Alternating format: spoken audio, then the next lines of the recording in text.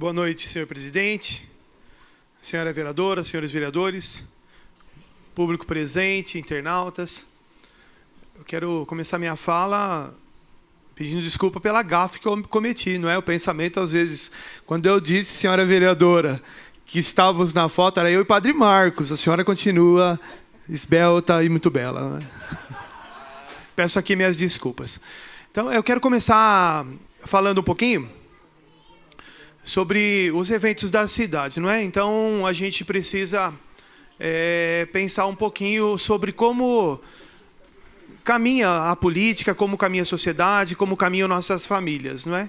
Então, nesse final de semana, o 22º Encontro de Autos, não é o nome correto, Encontro Paulista de Carros Antigos, uma ótima oportunidade para a família frequentar, não é? Então, fico muito feliz quando eu vejo na nossa cidade oportunidades para que as famílias, elas de fato sejam representadas e publicamente tenham espaço para conviver, não é? Então, isso é uma grande oportunidade. Quero lembrar aqui também, na festa do último feriado, né? O feriado de Corpus Christi, uma grande oportunidade também para as pessoas que não são católicas. O Corpus Christi nada mais é do que uma oportunidade de representação, de explanação da fé, não é? Então é um feriado nacional e é uma ótima oportunidade que a gente utiliza para ensinar as crianças, os jovens, como trabalhar em equipe, como trabalhar com organização, como se planejar, não é? Então aqui os meus parabéns. Esse ano foi feita uma nova experiência. Não é? O tapete normalmente era feito ali na rua da Matriz Santana, e esse ano foi feito um pouquinho aqui na 9 de julho, na verdade, retomando as antigas procissões na época ainda do Monsenhor Favorino. Não é? Então foi uma grande oportunidade. O Mosteiro de São Bento também fez o seu evento, então aqui os meus parabéns. Vou começar reforçando o convite que a presidente Maria Paula fez, né, do Alto do Morumbi. Você coloca para mim, Soninha, por favor? Então, eles desenvolveram aí um convite, ele ficou bem objetivo, né? Então, início no final da Rua Tóquio, perto das Lagoas, no dia 24 de junho, às 9 da manhã. Então, o tema desse ano, cuidar da criação. Quando surgiu a ideia, e aí em 2011 eu estava lá como presidente da associação, e foram duas motivações principais, não é? Na verdade, 3. Unir os jovens, fazer com que as crianças pudessem ter uma oportunidade de pensar o meio ambiente, nada mais justo do que o próprio Morumbi, ali onde elas moram, onde elas frequentam, não é? Segunda motivação, a questão da valorização, na época, do ex-presidente da associação, o senhor Caçula, que foi um dos primeiros presidentes e sempre brigou muito pela questão do meio ambiente no Alto do Morumbi. E, especificamente, o Bosque, nós conseguimos, através do vereador, na época, o Donizete Lopes, hoje o Bosque do Alto do Morumbi, a gente vai terminar a caminhada ali, né? Vai passar por ali, né? Subir a Berna, dar a volta, enfim, valorizar a questão ambiental. Pode colocar, eu resgatei algumas fotos, pode passar esse? Esse é só um lembrete ali de uma parceria, né, que a gente está fazendo com a Secretaria do Meio Ambiente. Então, de fato, quando a gente consegue movimentar as pessoas num sábado pela manhã, normalmente frio, né? A primeira foi no dia 5 de junho, especificamente no Dia Internacional do Meio Ambiente, e as crianças, elas têm uma sinceridade que pode nos assustar muitas vezes. Mas se a gente conseguir preparar bem o evento, a gente sai muito gratificado. Pode passar outra foto. O final da motivação dessa primeira caminhada foi, inclusive, no Bosque, senhor Caçula. Ali na frente, a ideia é a gente mostrar que foram plantadas algumas árvores com a parceria da Secretaria do Meio Ambiente, na época, para resgatar, de fato, e a gente conscientizar as pessoas que o meio ambiente está muito próximo. É natural que a gente pense meio ambiente como aquilo que está muito longe, talvez na Amazônia, não é? Então, esse ano vai ser, com a parceria com a comunidade São Roque, falar também dos biomas, que foi a campanha da fraternidade desse ano, não é? O bioma nosso aqui que vivemos na Mata Atlântica, se ele não for cuidado, o restinho que tem, talvez a gente perca. Pode passar mais uma foto? Então, ali, a ideia e aí a ideia do Weber, né, a organização do Weber, com o pessoal da campanha da fraternidade. Então, cada evento, na verdade, a caminhada, durante algumas paradas, a gente falava sobre alguns assuntos. e aí representando, né, as crianças, o pessoal da Igreja Batista em comunhão ali. Então, o ecumenismo é uma boa oportunidade para a gente crescer junto, né? É isso, né? Então, aí é só lembrando, né, na época ali, o requerimento da associação, como a Maria Paula tem feito muito bem com a atual diretoria, né, tem dado continuidade aos trabalhos. Aí a visão aérea, um pouquinho do Altos do Morumbi, não é? Então você pode ver ali à esquerda o Vida Nova e mais no alto à direita, como a gente tem ainda uma grande área de vegetação e precisa ser cuidada, né? Essa é a grande intenção, que as pessoas de fato cuidem. É impossível 24 horas por dia você ter, por exemplo, um policiamento ali naquela região, impossível, não é?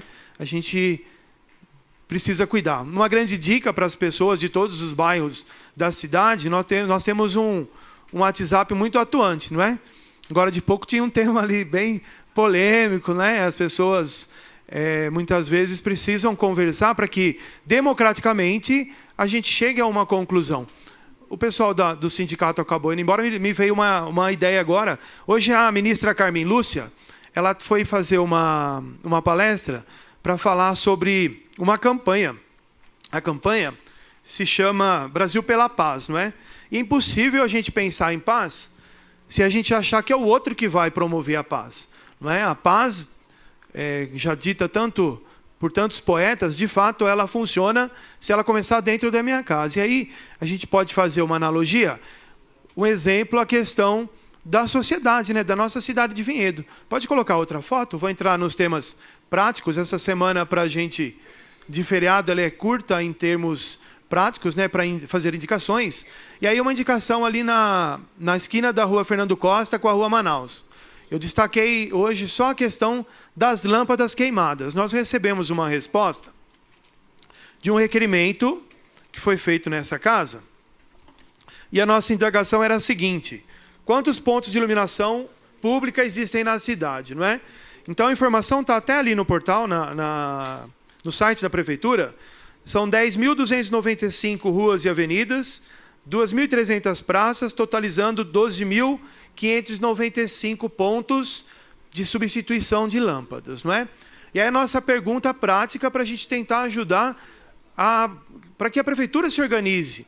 De abril de 2015 para frente, a responsabilidade não é mais da CPFL, a responsabilidade é do Poder Executivo de fazer a manutenção, tanto da lâmpada quanto dos reatores, não é? Então, o cálculo que nos foi passado é o seguinte: nesse período foram exatamente 4.196 pontos de lâmpadas que foram trocadas.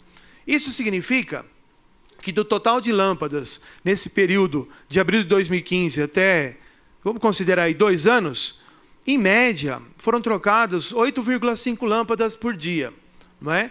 E aí a gente precisa fazer um estudo mais detalhado para a gente entender. Se a gente pensar, e aí eu faço questão de abrir um parênteses aqui, eu não estou falando e nem estou questionando a competência de quem está trocando a lâmpada, não é? Eu estou falando um planejamento bem claro, que é matemática.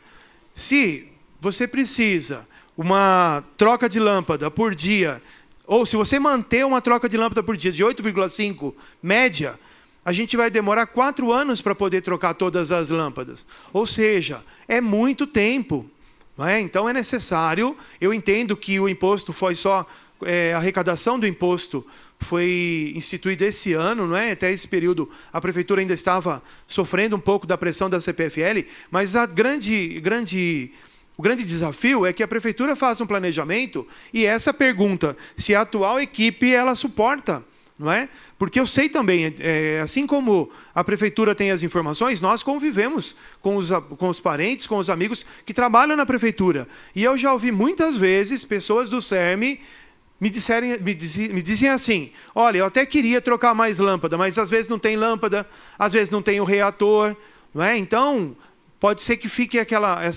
esse estigma de que a pessoa que está ali da equipe para trocar a lâmpada, ela não está fazendo o seu trabalho. E não é verdade. É necessário que, de fato, a prefeitura planeje para que, através de um método de controle, faça essa troca. A minha sugestão, encaminhando para o final aqui minha fala de hoje, é que a prefeitura aceite um desafio, não é? Ouvi bastante hoje, e aqui vou fazer as palavras dos outros vereadores, elogiar o Adriano, não é? Vamos pegar o exemplo bom. Um grande desafio para a prefeitura é, de repente, usar a questão do conceito de manutenção preventiva, corretiva e preditiva. Qualquer teoria de manutenção, ela vai claramente mostrar que a manutenção preventiva ela é muito mais barata do que a manutenção corretiva. E quando a gente fala do setor público, manutenção corretiva na questão de lâmpada queimada, a gente não consegue valorizar se de repente acontece um acidente com uma moça que sai da escola à noite e passa num beco escuro. Como é que você vai valorizar isso? Então, a sugestão é o planejamento para a manutenção preventiva precisa ser rápido. A prefeitura já tem a informação. Ela já sabe que em 2 anos, 30% das lâmpadas precisam ser trocadas. Então, você precisa ter a lâmpada reserva e, mais que isso, você já precisa rastrear e, através de uma rastreabilidade simples, da mesma maneira que ela sabe onde são os pontos, ela consegue saber que lâmpada precisa da troca. Não é? Então, aqui vai a sugestão, que o Poder Executivo pense aí um projeto de manutenção preventiva para que a gente não chegue aqui um determinado momento e aí, entre aspas, jogando a culpa, talvez, na guarda, né, Florentina? Às vezes a guarda recebe uma culpa que não é dela, porque, de fato, o malandro ele existe em todos os lugares. E aí, para terminar o meu raciocínio, eu queria deixar um pensamento, na verdade, não é nem pensamento, mas é uma sugestão que nós conhecemos bem. Nunca, jamais, a gente deve desistir de buscar a paz. Sabe por quê? Porque sem serenidade, sem objetividade, sem vontade de trabalhar, a gente não consegue uma paz verdadeira. Então, eu desejo para os vinhedenses, nesse junho que termina o outono, nessa entrada do frio, que quando a gente estiver nas nossas casas, que a gente pense, o que eu posso fazer de melhor? Porque eu tenho certeza que a única maneira da gente ajudar o Poder Executivo, de tanto que a gente já falou aqui nessa casa, é a movimentação popular. Ou, de fato, a gente para de olhar somente o nosso umbigo e a gente pense numa Vinhedo melhor, pensando em todos que precisam de ajuda. A ação social, ou a doutrina social, tão conhecida já, explorada desde o método Ver, Julgar e Agir, de 1960, ela diz que ela só tem uma única alternativa para que, de fato, as pessoas mais simples sejam ajudadas. É aquelas que tenham um pouquinho mais, vamos chamar assim. Um exemplo, para terminar, se em São Paulo hoje a gente tem um congestionamento de helicópteros, Altamira, lá no Pará, a pessoa precisa 2 dias de caminhada, de estrada, para chegar num posto de saúde. E aí, muitas vezes, eu falo assim, mas Vinhedo está muito melhor que as outras cidades. E, de fato, muitas coisas Vinhedo está melhor. Mas a gente não pode se acomodar. Se é possível fazer mais, que a gente não se acomode com o menos. Então, por essa noite, é isso.